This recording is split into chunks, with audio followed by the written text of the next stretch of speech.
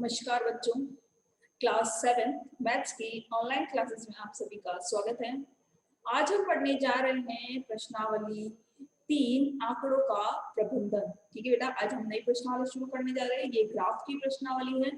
तो इस प्रश्नावली में कुछ परिभाषाएं हैं, जैसे कि माध्य किसे कहा जाता है, प्रसार, परिसर, बहुलक, माध्यक, ये सारी परिभाषा है। तो पहले हम इन परिभाषाओं के बारे में डिस्कस कर लेते हैं। ठीक है, देखिए, तो हम पहले परिभाषा देख लेते हैं।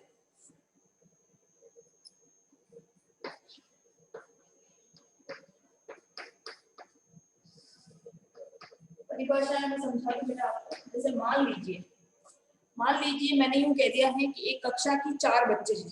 ठीक है, मैंने कहा एक कक्षा में 4 छात्राएं हैं, जिसमें गणित में एक ने 50 अंक प्राप्त किए, एक ने 35 अंक प्राप्त किए, एक ने 72 अंक प्राप्त किए और एक ने 68 अंक प्राप्त किए। मैंने ये कह दिया कि कक्षा के 4 विद्यार्थी हैं या 4 छात्राएं हैं, जिन्होंने किसी ने एक ने 50 अंक, किसी ने 35 अंक, एक ने 72 अंक और किसी ने 68 अंक प्राप्त किए हैं। ठीक है, तो अब आपको बताना है कि इस चारों आंकड़ों का माध्य ज्ञात कीजिए। माध्य, ठीक है, तो माध्य ज्ञात करने का सूत्र होता है प्रेक्षणों का योग बटा प्रेक्षणों की संख्या।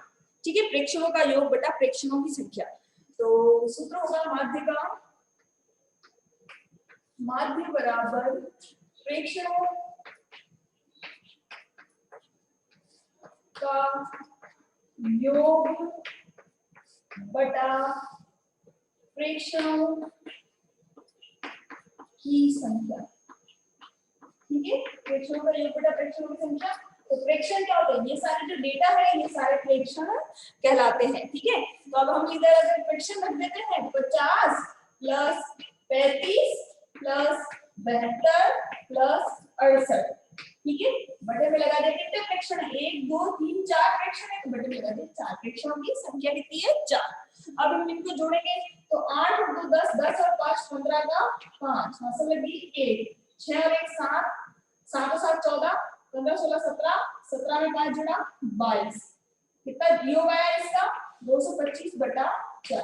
ठीक है, अब 4 का भाग 225 में लेंगे तो 25 चौक 4 पंजे 20, 5 बार 20 आया, बचे 2, 4 पंजे 20, 4 6 24, 24 बचा 1, दशमलव लगा के 4 दूनी 8, बचे 2, 4 पंजे 20, यानी कि हमारा माध्य कितना आया, 56.25।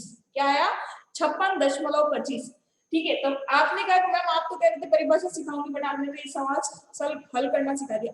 तो बेटा प्रश्न से ही हम परिभाषा की तरफ जाएंगे कि आंकड़ों के समूह में, माध्य की परिभाषा क्या बन जाएगी, आंकड़ों के समूह में अधिकांशतः प्रयोग में लिए जाने वाले प्रतिनिधि मान को माध्य कहा जाता है। क्या बोलेंगे, आंकड़ों के समूह में अधिकांशतः प्रयोग में लिए जाने वाले प्रतिनिधि मान को माध्य कहा जाता है। माध्य का सूत्र होता है प्रेक्षणों का योग बटा प्रेक्षणों की संख्या। हम परिभाषा लिख देते हैं इस तरीके से। परिभाषा में लिख के बता दूं आपको कि प्रेक्षणों के समूह में, प्रेक्षणों के समूह में अधिकांशतः प्रयोग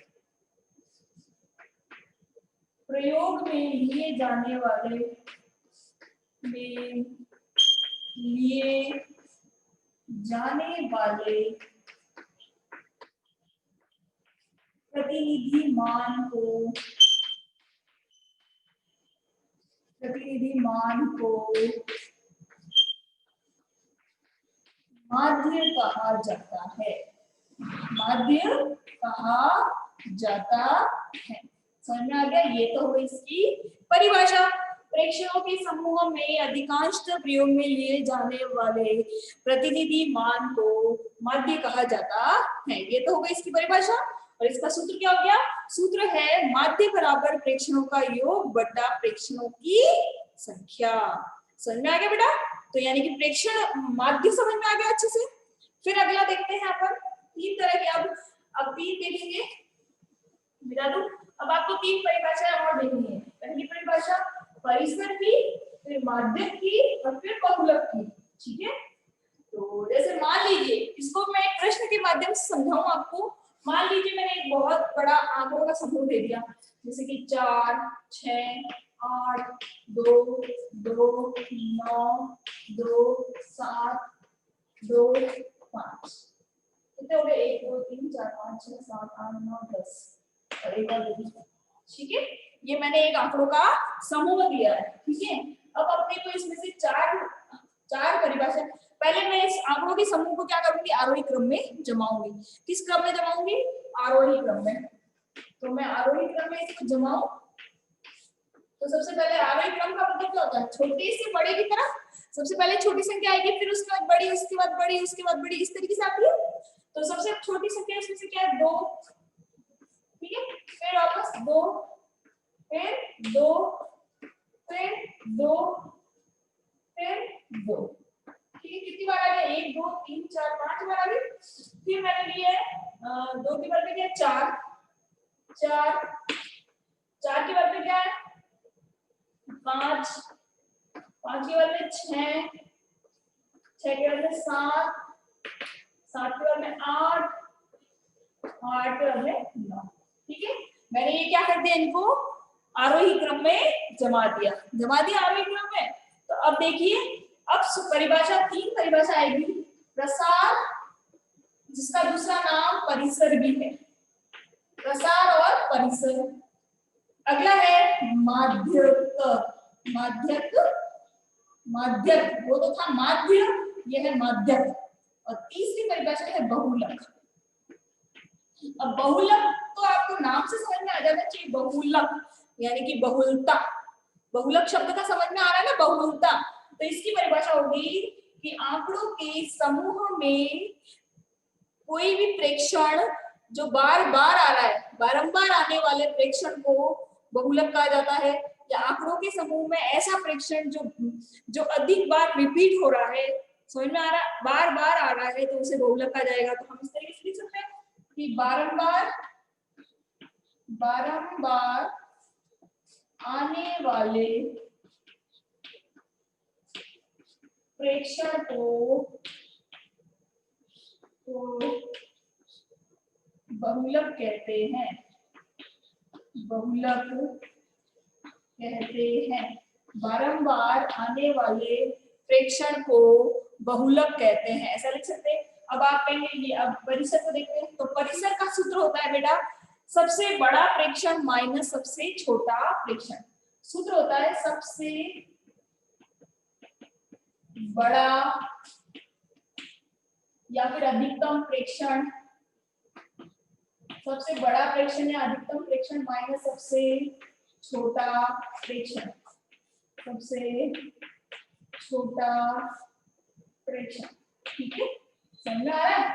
इस तरीके से देखिए कि प्रसार या परिसर की परिभाषा हम इस तरीके से बोल सकते हैं बेटा कि आंकड़ों के समूह में सबसे बड़े प्रेक्षण में से सबसे छोटे प्रेक्षण को घटाने पर हमें जो अंतर प्राप्त होता है उसे प्रसार या परिसर कहा जाता है।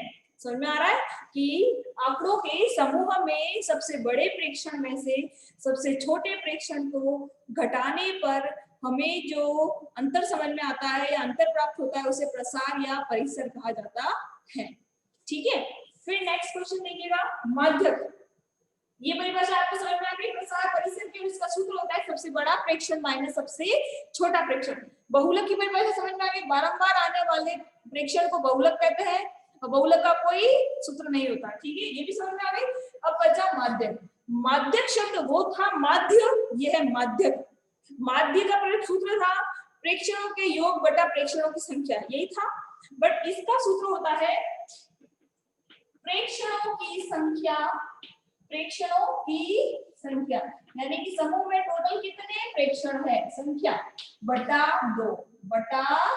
2 ये होता है। जैसे मान लीजिए इस पूरे समूह में टोटल 11 प्रेक्षण है, 11 के बटे में 2 और 2 में 11 का भाग देंगे यानी कि 5.5 यानी कि 5.5 यानी पहला अक्षर क्या है 5। ठीक है, तो अब देखिए इसकी परिभाषा होती है आंकड़ों के समूह को आरोही क्रम में जमाने के पश्चात, आंकड़ों के समूह को आरोही क्रम में जमाने के पश्चात बीचों बीच आने वाले मान को माध्यक कहा जाता है।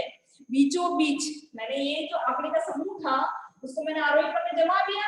अब इसके बाद बीचों बीच, तो मतलब मैंने बोला 5, तो इधर से भी आपको 5 गिनना है और इधर से भी आपको 5 गिनना है, ठीक है। और बीचों बीच जो माध्य जो मान आएगा वो माध्यक माना जाएगा। तो 1 2 3 4 5 नंबर पे क्या आया 2, और 1 2 3 4 5 नंबर पे क्या आया 1 2 3 4, सॉरी 1 2 3 4 5 नंबर छोड़ना है, इधर से भी 5 अक्षर छोड़ना है, 5 देना है ना, तो 5 अक्षर छोड़ के छठा अक्षर, 1 2 3 4 5 अक्षर छोड़ के छठा अक्षर, और 1 2 3 4 5 अक्षर छोड़ के छठा अक्षर, यानी छठे अक्षर पे क्या है 4, ठीक है।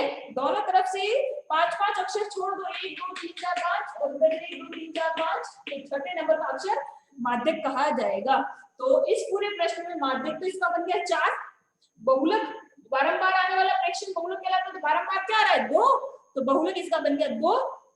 और अगर परिसर ज्ञात करना चाहे तो सबसे बड़ा मान होता है 9 और सबसे छोटा मान है 2, सबसे बड़ा मान 9 है, सबसे छोटा मान 2, तो आंसर है 7, यानी कि परिसर का इसका आंसर 7 है, माध्यक का आंसर इसका 4 है, और बहुलक का आंसर इसका 2 है। समझ में आया? एक ही प्रश्न में हमने इन तीनों चीजों को ज्ञात कर लिया, और यही इसकी परिभाषा है, ठीक है बेटा। एक बार मैं फिर से परिभाषा दोहरा देती हूँ, ठीक है। मेरी परिभाषा है, माध्य की परिभाषा है कि आंकड़ों के समूह में अधिकांशतः प्रयोग में लिए जाने वाले प्रतिनिधि मान को माध्य कहा जाता है। समझ में आ गया? प्रतिनिधि मान को माध्य कहा जाता है। माध्य का सूत्र होता है आंकड़ों प्रेक्षणों का योग बटा प्रेक्षणों का संख्या, प्रेक्षणों का योग बटा प्रेक्षणों की संख्या, ये हो गया माध्य का सूत्र।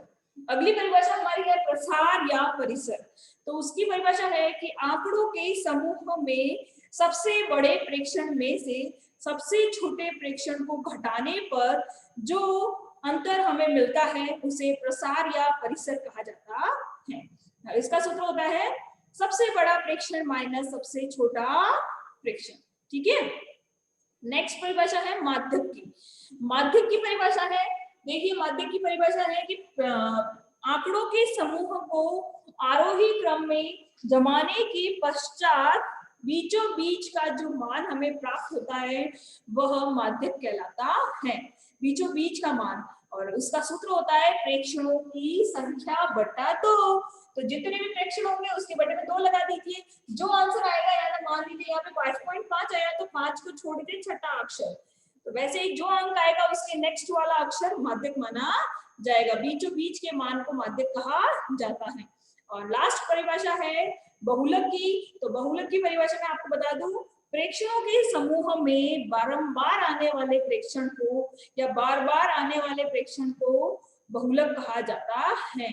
सबसे ज्यादा बार जो संख्या रिपीट हो रही है आंकड़ों के समूह में वो संख्या बहुलक मानी जाएगी। समझ में आ गया बेटा? चारों परिभाषाएं अच्छी समझ में आ गई। तो अभी प्रश्नावली जो 3.1 और जो 3.2 है, ये प्रश्नावली आपकी इन्हीं चारों परिभाषाओं पे बेस्ड है, ठीक है बेटा।